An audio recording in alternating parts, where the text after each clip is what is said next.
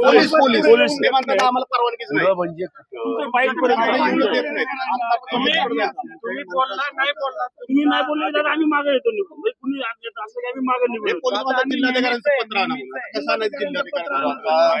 चौबेची अहो चौबेची आणि नेहमीच आहे दादा हे, नेहमीच काहीच नाही.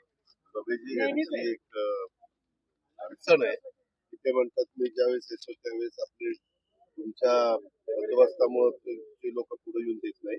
वास्तविक हे इलेक्ट्रॉनिक मीडियाचे सगळे प्रतिनिधी आहे तर त्यांना पुढे येऊन दिलं पाहिजे, त्यांना थांबवलं नाही पाहिजे.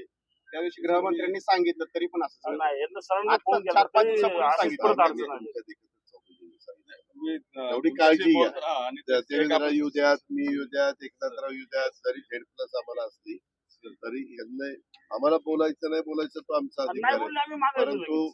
त्यांना काही विचारायचं असतं तर त्यांना करून द्या.